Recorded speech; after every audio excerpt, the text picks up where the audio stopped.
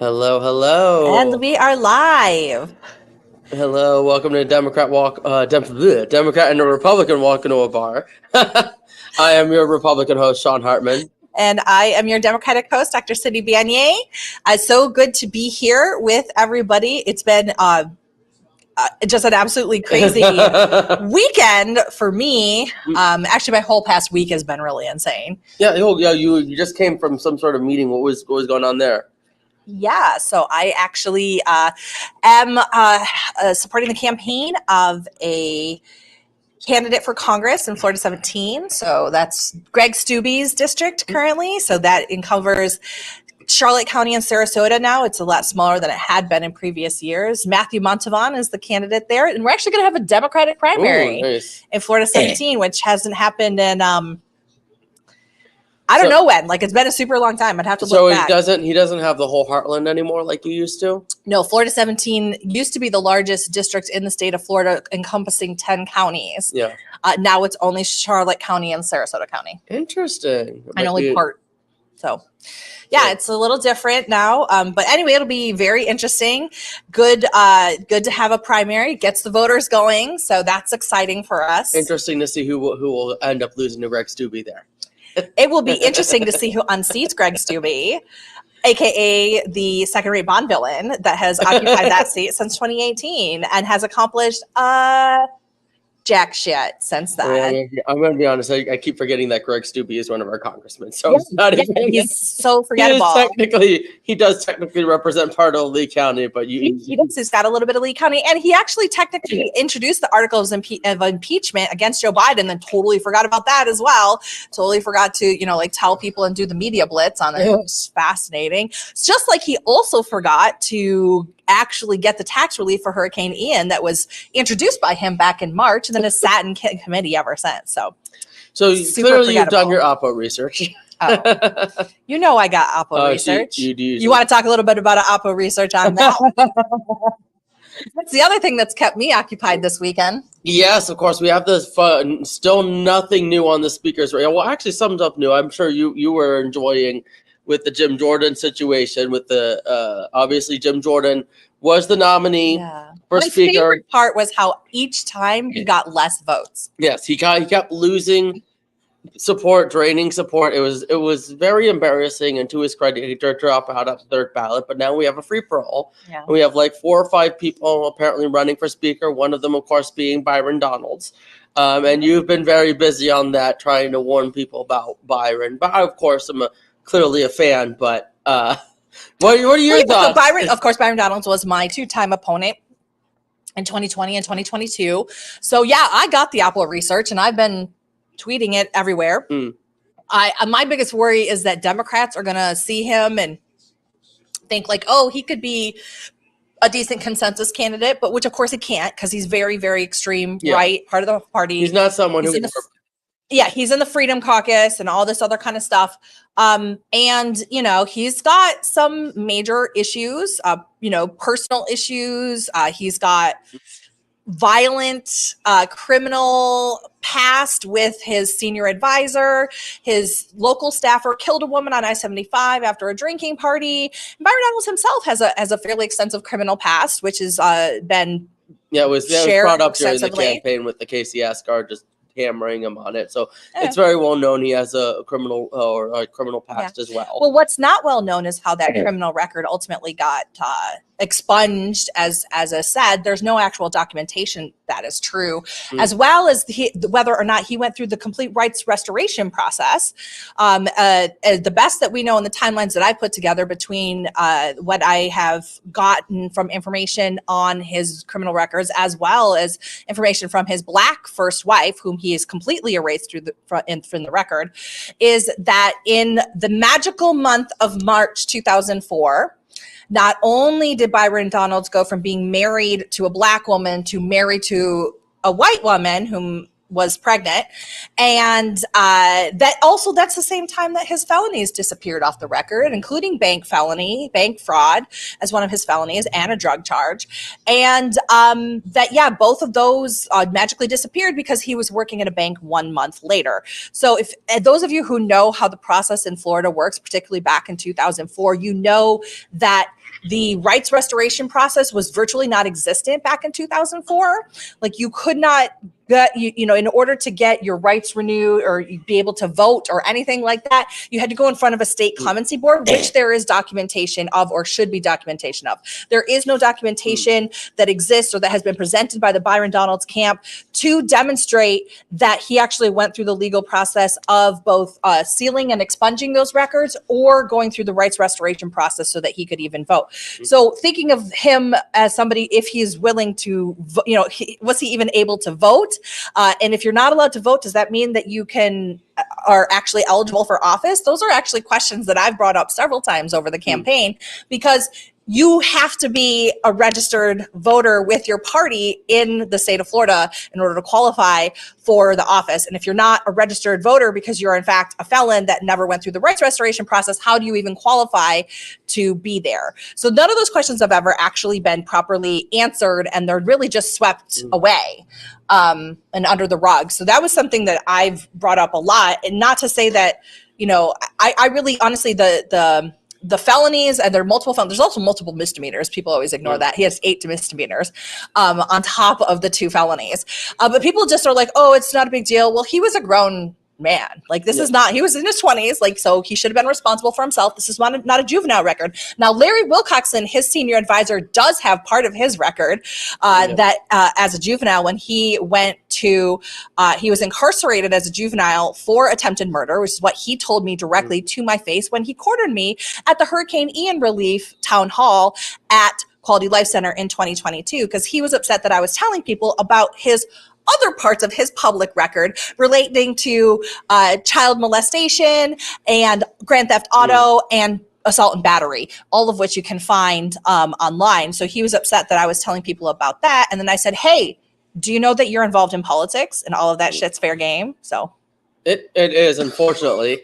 I do know that it's definitely something that internally Republican members are talking about Larry Wilcoxon within the Lee County GOP, but I won't go deeper into that because it is internal. But he has moved to Lehigh Acres apparently and has become an official precinct member of the Lee County GOP, and there have been some so it's because he's already blown up the Collier County Republicans. The Collier County Republicans, by the way, hate both Byron Donalds and Larry Wilcoxon. Larry Wilcoxon, right ahead of the primary in 2022, got into a physical altercation with one of Byron's political adversaries in Collier County, Kelly Lichter, and her husband. Kelly Lichter, who is suing Byron and Erica Donalds for I think it was ultimately defamation and maltreatment. There's a related to their charter school between the two of them, even though both of them were partners at one point, and it was just like allies turned enemies. It was quite disappointing, unfortunately, because I actually again supported both of them and still support them, especially Kelly, because Kelly's now on the school board. Kelly's on the school board, and Erica at one point was on the school board as well. Correct. So again, we have charter all these school people. It would be interesting to see if these new stories become an issue as Byron runs for speaker, or if he becomes speaker. But the one dark horse that I'm actually kind of looking at is Kevin Hearn. He's this Oklahoma congressman who's the chair of the Republican Study Committee. He was the one, if you remember back in January with the Kevin McCarthy nomination, Lauren Boebert nominated him. And it was like, who's this person from Oklahoma? Who is this Kevin Hearn guy? No one's ever heard of him. And it was just, he's a sophomore congressman, but he's someone who I feel can appeal to the establishment voters and the conservative wing. And this is what I really loved and really found interesting about the Jim Jordan debacle. Let's just call it what it is, the debacle that it was.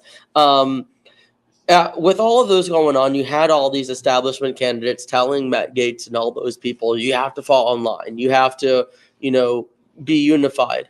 And they said no. And now they're realizing, okay, well, if you can do it, we can do it. So they're basically, pulling out of the Matt Gaetz' playbook now. Is Matt Gaetz the best exemplar of ethical behavior? Absolutely. Or Republican strategy? Or Republican strategy? Absolutely not. No. Absolutely not. But that's exactly what's happening. Is like, okay, well, we've been willing to fall in line. We've been willing to, take one for the team and do what's right for the team. But if you're not going to, why should we? And unfortunately, and now that, of course, got worse with people calling in and the pressure campaign that just ended up making things worse. And it's just, that's what I found the most interesting about all of this is now everyone's playing the Matt Gaetz playbook. Well, listen, the Matt Gaetz playbook was the same as the Jim Jordan playbook, is the same as the Byron Donalds playbook, which are all, by the way, taking a page out of the Trump playbook. So this is like the kind of very extreme right-wing faction of the party. Now, I will say that I am very worried, not because I give a shit about the Republican leadership, because I don't. As a Democrat, I thoroughly enjoy the shit show. However, what's really worrisome is the political violence and the rhetoric. Yes. There were allegations that there were death threats against Steve Scalise's wife, various House members, House staff, allegations that this was being fueled by Fox News and Sean Hannity were kind of saying, hey, call your congressman, try to get them to support Jim Jordan. And a lot of this had really gotten heightened up. And we've talked about this before. I am against political violence and rhetoric. We both are. Let's be clear. We both are against political violence. And this kind of really charged rhetoric. I mean, listen, you're phoning in death threats to a member's wife. And guess what? You made it worse. Look at the results that you didn't deliver the results you wanted. Your death threats ended up costing Jim Jordan. That was the problem. Is that you didn't make it easier. You actually made it worse for him to make those deals. I don't think and if we're talking about like Hannity saying call your congressman, obviously he didn't mean call them and threaten their wife or call their wife. But he did say, so there is a difference there. But you're absolutely right. We get all these people who look at get so angry because we're so polarized. Right. And they think, okay, if you don't vote my way or do this way, it's like a war. You have to die. You have to be defeated. You have to be destroyed. But this is polarization within the party itself, within the Republican Party, and rhetoric and violence and threats against other Republicans, right? And this was part of the problem that I was talking about. Is like, look, yes, there's some cross-partisan, but even inter-party stuff. It's not conducive, right? It didn't produce a leader. It embarrasses us. It is embarrassing. It looks unprofessional, but it's also like, I'm just very worried that, and I don't know who was who was kind of leading the charge on this. I don't know, random podcast, who the hell knows, okay? But all I know is that when there's a permissive culture around this and when people, are enamored by this tough guy talk kind of stuff too, right? That this is what you get. Like you get people who are doing things that are very dangerous and they could actually manifest into real life violence. And that's not appropriate. And frankly, Steve Scalise knows that, right? Because he was shot and hurt and killed. Yeah, at the baseball game by someone who was fueled from the left. Yeah. So again, this is a two-sided issue, and you get these polarizations on both sides. But yeah, you're absolutely right. We both agree that political violence is absolutely wrong. But you're also absolutely correct, and I've seen it within my party where people get this sort of revolutionary 1776 mentality, and there's a difference between a 1776 mentality in terms of respecting what our founding fathers believed in, and a 1776 mentality in the sense that we're going to revolt against the government as if it's Great Britain. This isn't, right. We aren't as tyrannical of a government as people, many on my side, make it out to be. Yeah. Well, and we go back to, there was a shooting, somebody had shot into Representative Spencer Roach's house, and that was seemingly from potentially somebody on the Republican side. There were talks, and again, we do not know this, and this is something that I had to handle. But it wasn't. They weren't saying a Democrat did it. Yeah. There was this. It was right after. It was during these discussions of a vote that we were going to have to condemn the state representatives for not doing enough, I guess, even though they did quite a bit. Apparently, it wasn't enough. I did not support the resolution. It did, however, eventually pass, but it did not pass by the time when this unfortunate incident has happened. And again, to be clear, we do not know that they are Republicans. There were suspicions that there were, because again, this is where we're at right now, is we're so polarized that there are people out there who do not like established conservative representatives. Like Spencer Roach is not a moderate by any stretch of the word. He's not, he could be seen as quote unquote establishment because he's been there for some time and has power, but he is strongly a conservative. And that's what I've sort of realized with this shortage, with a lot of these Republican divisions. It's not enough just to be a conservative. You have to be a sort of populist conservative, an anti-establishment conservative. Do you think that this is all like manifesting of the Trump DeSantis kind of divide too? Some of it, yes. Yeah, well, yes. Okay. Locally here, there is a sort of divide where the quote unquote establishment wing is more DeSantis, right, and the populist wing is more pro-Trump. And it's that more populist Trump wing that sort of has control of the grassroots operations, the Lee County right. GOP, but it's the DeSantis wing that has all the elected offices essentially. Mm-hmm. So it's an interesting internal divide, and that's not 100% accurate across the board. I mean, sure, the GOP has over 300 members, I think, now within our REC. So obviously you have diversity of thought there. We're not a monolith in thinking. But again, we're this sort of violence and violent rhetoric is something that is very real and very concerning. And obviously it did not do the job of getting Jim Jordan elected speaker. It actually cost them the speakership. So we'll see what happens here. Right. And I'm hoping that they can finally find a freaking consensus candidate so we can move the hell along. I'm trying so hard not to use profanity because I don't know if we have kids watching, but we got the explicit thing on it. But anyway, so we do, perfect. We do have the explicit thing on it. Well, you move the fuck along then. Let's do this. So listen, so this weekend, there were 5 candidates that announced, I believe, on Friday their intention to run for speaker, and essentially they had to use this weekend to whip their votes. So that was kind of interesting. Apparently, either Monday or Tuesday this week, there will be another vote, and we'll kind of see where everything lands. Now, I will say, as I'm watching what's trending online on X, formerly known as Twitter, Byron is the only thing that's trended all weekend. But that's because he knows his social media operations and social media game. I don't think that trending on social media means it's going to win him votes. It may win him. It may swing him some support from Congress members who are watching that type of thing. But most of them are going to be, at this point, you're going to have to be making deals. And is Byron good at making deals? That's a question. Or who's going to be the deal maker there? Yeah. You need someone who's going to be able to make the deals. And that's like part of the problem. So like a lot of the people who were voting against Jim Jordan and opposing Jim Jordan were people in appropriations and armed services. Right. So they were people mainly who wanted either funding for Ukraine or a budget that in a functioning government. And so those were those holdouts of the quote unquote establishment wing.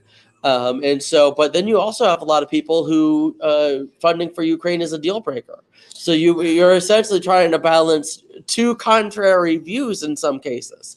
And so how are you going to negotiate that? I would suspect probably the best way is just having a straight up or down vote on Ukraine funding.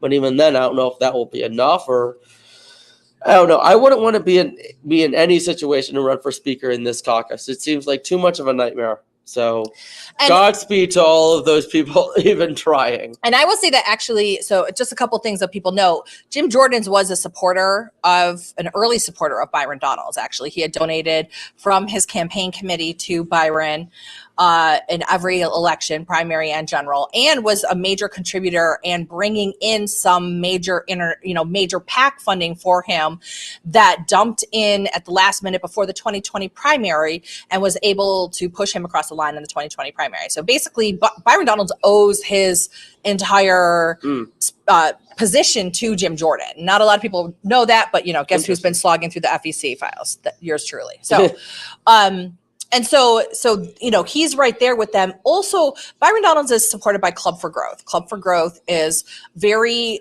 very extreme right fiscal conservative. Yeah. They're, in order to get that funding, and they dumped about $3 million into Byron's race in 2020. That in order to get that, Byron had to pledge to not add any dollars to the deficit, okay, or the public debt. And that means, and this is why some of his votes have happened where he didn't bring any earmarks back to the district, why he didn't introduce the tax relief for Hurricane Ian. It's all because he cannot do those things because of his commitment to Club for Growth, or he's going to lose that support. So if we're talking about this faction in the Republican Party who is on the Appropriations Committee that wants to have a budget, that doesn't want to just kick the can down the road with a continuing resolution, those same people are going to be opposed to Byron Donalds. Yeah.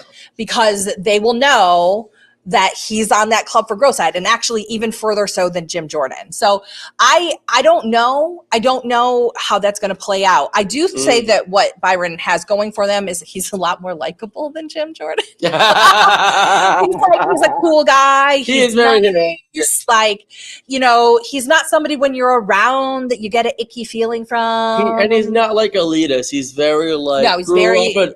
He has that Brooklyn, New York style. Listen, I'll tell you a story. One of the times that I was the maddest at Byron was on the election night in 2020, and we called and we did like the concession speech, and he was so nice to me. So nice. And I'm just like, I hate you. Because he was so nice. And I'm like, and he was like, I was like, oh, you're going to do these great things. And I mean, like, he was so nice. And I was like, man, like, I really want to be mad. Yeah. It's like genuinely nice. So yeah, he's genuinely a good person, or a decent human being when you speak to him and get to know him. He is not elitist. He's like a very average Joe Schmo type of guy. Yeah, you know, very. So I think that I think can go a long way. And this is the other reason why I've been telling all the Democrats do not vote for Byron Donalds. He is not the lesser of 2 evils, 3 evils, 5 evils, 10 evils. I don't think Democrats will vote for any Republican, though. I don't think they will, but I'm a little bit worried, frankly, that some of them will, because he's nice, or he doesn't have a huge record in Congress because he's only halfway through his second term, that they might say, oh, okay, maybe. And they might say, hey, let's do this historic thing and elect the first Black Speaker of the House as well, because that would definitely be a thing a Democrat would do. So much that identity politics keep kicking you in the butt. Yeah, there you go. So I got identity politics and you got fiscal conservative politics. So yeah, so that's why, but because he's a lesser known figure in terms of his tenure in Congress, I've been out there going like, Democrats, please just do not vote for him. Let the Republicans sort it out. If he's a consensus candidate amongst the Republicans, good for him. Yeah, so that's the speaker's race in a nutshell. That is the speaker's race in a nutshell. Hopefully we'll have actual news, an actual speaker for our Halloween episode next week. Essentially, it will be our Halloween, right? Isn't it? It will be, but we're actually going to be. I will be attending the state Democratic convention. Oh, so episode. Okay. Sorry, everybody. That's all right. We go have a big Democrat party. I'm sure you can imagine how amazing it is. It's going to be the scariest party out there. All the progressives. Actually, every time we have a big Democratic meeting or something in the state, I'm always like, the Republicans give people free wine. They don't have cash bars at the Republican meetings. So if we have a Reagan dinner, we get fed. Right, exactly. So I'm always like, look, you guys want to compete? Then step up. So yeah, so there's the Democratic convention for the state. So it's essentially a bunch of meetings and stuff like that, and we're gearing up for 2024. I went to one of the Republican ones, and just because I'm such a policy nerd and just like a process nerd, like it was just so cool to be like inside that and being involved in those discussions. But yeah, we'll have fun with that. Sorry we weren't doing the Halloween episode, but we'll be back on. Yep. Well, I think we wanted to start going into bi-weekly anyway. Yeah, so we'll move up. So you'll just have to see. We'll be posting on the Big Mouth Media on social media. Our schedule coming up again. We got holidays and all sorts of stuff coming up. So we're gonna be just meeting, powwowing, and discussing that at a later date. Right. So we'll keep you updated, but it'll generally be every other week moving forward. But Yeah, hopefully by then that we'll have a speaker. And because the other thing that is under pressure with electing the Speaker of the House, yes, is the continuing resolution that was passed a few weeks ago expires on November 17th. So that means we're back to the government shutdown discussion. So it puts an additional pressure to which we can't even start working on this. So we're probably going to have another CR, depending on who gets it. I mean, even I expect Byron Donalds will want to do a CR just to kick the can down the road to give him more time, and then he'll try to spin it as we needed to because we spent 2 weeks, 3 weeks working on the speakership. He's been very good on Drew Steele, like spinning the situation. Very interesting. If you ever listen to that show, or you can even find it online and on podcast as well. It's our local morning news show, or local morning talk show here on Fox News. And Byron is a regular on that show. So Byron actually had sponsored a continuing resolution during the kind of height of the last shutdown debate that caused the ire of Matt Gaetz. Because he focused on border security, right. And I guess Matt Gaetz doesn't like border security. I don't know what it was. Who knows? But they got in a fight about that. So anyway, more fights about. Because at the time, Matt Gaetz was apparently going to run for governor, but he has since said he is not running for governor, apparently. So we'll see. But apparently Jimmy Petronis is thinking about running for governor. I don't know why. So we'll see what happens. Yeah, because he's doing so fucking great with the insurance crisis right now. He's got a lot to hang his hat on there. Which he, by the way, is a major component of. So, so what else is going on? Well, I thought you'd want to talk about the Trump stuff. We got Sidney Powell and Kenneth Cheesebro pleading guilty to the Georgia charges. And then you have the gag order on Trump that he apparently violated, which apparently that was a Truth Social post that violated it, that he forgot to take off of his website. And had to pay $5,000, but there's threats that they can stick him in jail, which would be a godsend to all of the other Republican candidates, because if he's not on the campaign trail, then they can swoop in and start, peeling off some of his supporters. But I think Trump supporters and the Trump campaign thinks it would be good for him because it'll galvanize his support, and we'll see what happens. But I think it's more the former, because right. You can't be out there campaigning and drawing up support. Where's the excitement? Half of the excitement is those rallies. I don't know. Half the excitement could be him going to jail. So, for your side, for sure. Well, I mean, listen, I tried to sell T-shirts with his mugshot on it, but his campaign beat me to it. But yeah, so there was that, and he was kind of threatening and calling out and doxing the people in the court, and this was related to it's really hard to keep up with all the Trump indictments at this point. This one is it's the voter one in Georgia. That it was a voter one? I'm pretty sure, right? No, it's Jack Smith. It was a Jack Smith one. It was the documents. The man. Okay. No, because then there's Judge Chutkan. Actually, there was a thing with the gag order that was put in there as well. So the Trump campaign, or the Trump team, had issued an appeal to the gag order, and the one that's being adjudicated by Judge Chutkan, which is the Jack Smith one. Okay, I know it's hard. It's hard to keep up. He's such a criminal. So, So that one, so there was a stay on the gag order because the Trump team was appealing it, and they're waiting for the review on it. So we'll find out whether or not the gag order will stand in that case. So I think it does create, because again, this is pretty unprecedented, having a presidential candidate running for office with all these indictments and with gag orders on them. And so I do think you have a constitutional question in terms of his freedom of speech, and that's probably why. No, you don't, because here's why. Go ahead. Because the gag orders are both very narrow in terms of what they are applying to. They are applying, talking about the case and related to the people involved in the case. But aren't some of the people involved in these cases people he's running against? I thought that was okay. Mm-hmm. No. So and he was talking about, Fani Willis and, making threats and statements against the prosecutors and things like that. Yeah. And so it's really about protecting the integrity of the case and the safety of the people who are involved.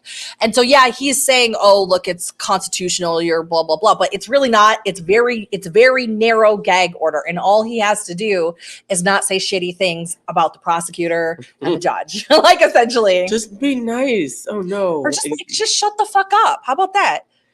Once in a while, Trump, can you just shut the fuck up? On this issue, at least, there's so many other things you can talk about, like windmills. Like the windmill's killing the flames or the toilet's flushing. Right. So there's that. Okay, let's talk about the flippers.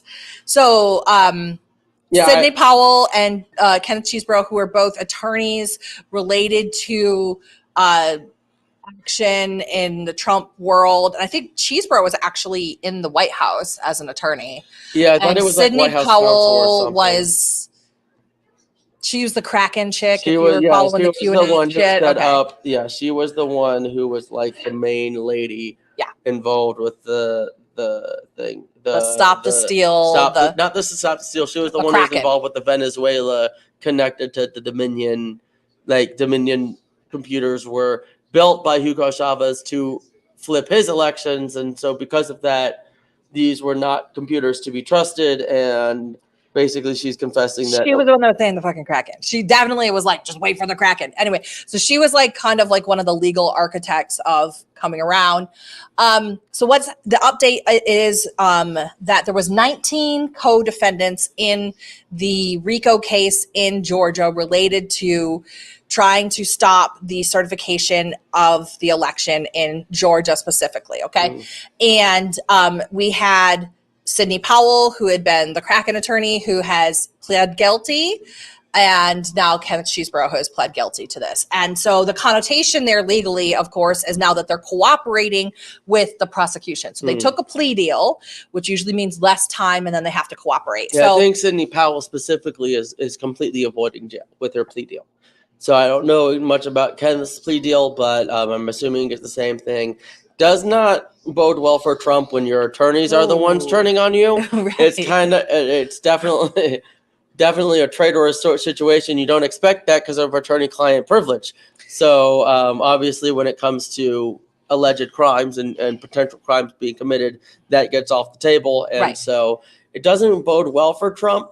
The thing is, and what I finally started to accept, is that nothing seems to stop him.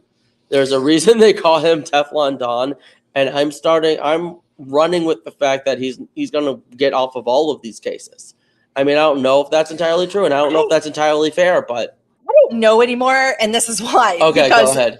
Many of his lawyers have gone to jail, and no one will take him. So, like, even, that's part of the problem. Is like, yeah, he used to be able to get off of a whole bunch of stuff and bankruptcies and blah, blah, blah, because he had like a really high-powered series of attorneys. Michael Cohen, right? Yeah, your attorney is like Michael Cohen he already went to prison for Trump, right? So like no one wants to take that risk. No one wants a risk to be like disbarred, right? Because we're talking about unethical practice is what the attorneys are being asked of for Trump. And that's been repeated by many, many, many people who has served in some capacity as a counsel for Trump along the way, is that you're literally taking your entire career in your hand and you may not even get paid. Yeah. As in the Rudy Giuliani case, yes. So there's kind of scraping the bottom of the barrel in terms of people that are willing to be his attorneys anymore. So are they going to be able to produce the results that the high-powered attorneys had previously? Interesting. That's an interesting analysis. I really don't know. And then when you get your own attorneys to turn on you in a RICO case, that usually means that they have evidence that they're going to pin on you. Like, so I don't know. I don't see him getting out of this. I see him delaying it, because that is a tactic that even the stupidest of attorneys can do. So they'll probably delay, file whatever. And he may not see prison time, for instance, ahead of the 2024 election, unless he gets, with the gag order. But yeah, so this is let's just put it this way. It's not good for Trump. It's not good for Trump. It's good for the prosecution. Yep. He's like, yep, that's it. What else is there to say? I mean, look, this is hiring, and I've said it before. Like, regardless of anyone's personal opinions on Trump. You have to get tired of the drama. You have to get tired of this being what the focus is on. Even if you're like a Trump supporter, right? Like, you would probably rather have Trump talking about the issues, the actual issues, not the, the election was stolen, but like stuff about border security, stuff about law and order, stuff about the economy, stuff about those like actual issues that matter, instead of having to either focus on the drama of his criminal arrests or relitigating the past when it comes to the previous election. I think that you are being very kind to Trump supporters at this point, because I think if the people wanted to hear policy, they wouldn't be voting for Trump. They wouldn't be Trump supporters. They don't like him for his policy because he doesn't really fucking have one. It's like fucking free for all. Like, you know, the RNC never even adopted platforms underneath him because there weren't platforms. It was just whatever the fuck Donald Trump said is the fucking platform, right? So, like, to say that these people are like, oh, they would prefer Trump to talk about policy. No, they don't. No, they don't. They love this shit. And from people watching him, they're like, he's positioned himself as this martyr, and he's fighting for them, and he's fighting against the establishment, and they're trying to get to him because they can't get to you, and blah, blah, blah, right? So the folks who were kind of brought in by that, they love the fact that he's fighting this. I mean, that's where a lot of that appeal comes from, is he found a way to speak to those people who felt like their voices weren't being heard, and he said it as he's often had said, I am your voice. Whether or not he was or not is an entirely different discussion, but this is what happens when people get ignored by their politicians, is it's the allure of populism in general. It's why it works so well, and it's why also leaders like Trump, these kind of charismatic leaders, can get away with all these things, because they're feeding into people in ways that they're not policy. We're not having a policy discussion with Trump. Okay, we are having an emotional discussion about identity and fear. Yeah. That's what it really comes down to. And that's why so much of the language early on in the 2016 campaign with Trump was very like raising a lot of alarms, because it was laden with fear. And here's the other thing that we know from research on this is when people are primed with fear, they are more likely to vote for authoritarian strongmen. Okay, this is actually 100% true. And it's because when we think that we're under threat, whatever that threat is, and we whether want it's security, real or perceived, we want order, we want safety, and we like the strong man, whoever can. Right, and so Donald Trump getting up there, I'm going to fight for you, I'm going to punch these people in the face, or whatever he was saying, that appeals to people. If you feel like you're under threat, that's what you gravitate towards, and that's we see that in the voting data. Yeah, accurate. Yeah, no, it's 100% true. And there's entire research on authoritarian personalities that support this as well. Psychologists have studied this, so very interesting stuff if you ever want to research it. But yeah, apparently we've read this because we're dorks, but like it's you're triggering your lizard brain, like your fight or flight amygdala in your brain, right? That's telling you. And so when you're triggered by fear and you're like, okay, well, and who's going to protect me? It's going to be that guy, right? And people will let a lot of stuff slide when they're triggered like that. And I also like to, let me just put this like this, and this is for my friends across the political spectrum, is always like, if you don't want to be controlled like this, like look at what you're feeling when you see something, okay? Because if you're seeing an ad and you're feeling something, that's because somebody wanted you to feel a certain way, okay? So if you're enraged because, you're seeing a riot at Black Lives Matter, or if you're enraged because you're seeing a video of a Black man being beaten by police, it's the same technique. Somebody's trying to get you upset, get you scared. Get you views, get you votes, get you all the type of thing. You get more engagement from anger than with peace. Bingo. So I would rather see people in control of their views, their perspectives, their votes, by being aware of how marketers use these techniques. Okay. So just, I tell my students this at FGCU too, like if you see something, you start feeling something, you better hit the pause button and figure out why and what's going on and what are the actors in play that are trying to get you to feel that way. Yeah. I think that's a good place to let off is I don't think unless there's anything else you want to talk about. I don't really know if anything else in the news outside of Trump and the lack of speakership. No, I think I walked in my personal life was like completely insane this week. It started with having to go to the urgent care to get a bead out of my daughter's nose. Oh no. Which one, Evie? Yeah. My littlest stuck. We were making Taylor Swift bracelets. So that's how my week started. And then just before I walked in here, I had to go into first aid mode because a bunch of kids crashed their golf cart in front of me as I was on the way out to a meeting. Yeah. And so I pulled over and was checking the kids, and actually the golf cart landed on one of the kids. So we lifted it up off the kid. We're giving, the whole 9 yards. So at least I just got my CPR and first aid updated. So little shout out to that. If you never know when you're going to be in a situation that you need to spring into action to help people. So get CPR certified, get first aid certified. You can do that through the Red Cross or the American Heart Association, because it really does matter. And you don't want to be the person standing there seeing something happen and not be able to help. And you're able to help. And the great thing is we do have laws in Florida that protect you in those scenarios as well from liability. So if you do end up helping and anything happens to the individual, if you are certified, you are not held liable. I was a lifeguard in not now in college, but then in college when I was at UCF, I was a registered lifeguard. So I, of course, had to get trained as well. I do need to re-up mine. It's been a while, but it is definitely a good skill to have. I'm very glad that you were there to help those people. I had maybe a much less eventful week. I worked most of the week, of course, and then this weekend I actually got a chance to hike Yellow Fever Creek up in North Cape Coral. Very beautiful area. We unfortunately, I was trying to get me and my crew out before sundown. We did not, and it was a bit difficult getting back home, and it was a bit wet towards our tail end, so we had to get into the water, and I had to force one of my friends who was because I was uncomfortable the whole time. I was the least comfortable of the three because I'm not. I want to say I'm an outdoorsy person, but I am not. I want to be more outdoorsy, but I am not. And I was very uncomfortable, and I wanted to get out before nightfall. And my friend was like, "Get out of your comfort zone! Get out of your comfort zone!" And then we get to the water, and it's the quickest way back.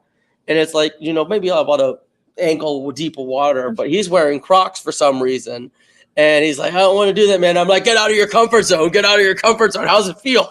Oh my gosh. So but it was a good night, and I actually still have my friend was sleeping over this week, and he's actually still at my place. So we both have Xboxes, and I have the Game Pass, and if anyone wants to follow me on Xbox, it's Geek Publican is my Xbox gamer tag. Geek, it's a portmanteau of geek and Republican. But I have Game Pass, which he doesn't, so he can play my games. And he bought Hogwarts Legacy, which I don't have, so I get to play that. So we kind of hang out playing each other's games, or we've been watching the new season of Rick and Morty came out, and then we're showing him the old season since he didn't see that one yet. So it's been a fun, childish, nerdy weekend with my friend. To have fun. Very nice. Just want to shout out to clean water activist John Heim. Yes, it is something that does cross partisan. We all believe that we should have clean water and a beautiful environment. And I'll give a little shout out too. Tonight and next weekend are the last 2 weekends that we are doing the Haunted Walk at the Calusa Nature Center. It is the biggest fundraiser of the year that we do. Get an opportunity to go and have some fun out and celebrating Halloween and support the Nature Center. And tonight will be the very last time that Evil the zombie, my daughter Evie, will be there to share. She's if you haven't seen the pictures, go check out my Instagram, because she's horrifyingly good at zombie makeup.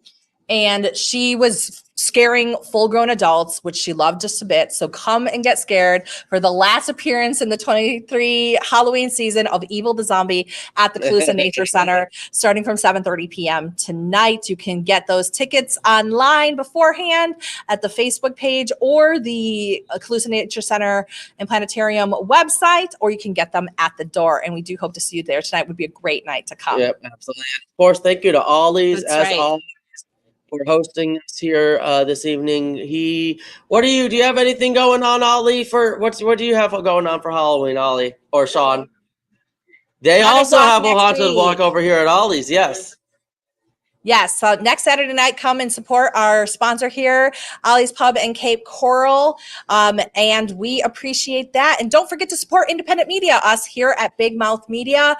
You check out our prices and plans page to help us. You can get a subscription to a Democrat and Republican walk in a bar for $4.99 a month on that page on our website at bigmouthmediafl.com. You can get a subscription to everything we have, $19.99 a month. And again, that helps support independent media so we can keep bringing you high quality content, different content, not mainstream content, actual things that are going on in Florida with actual people.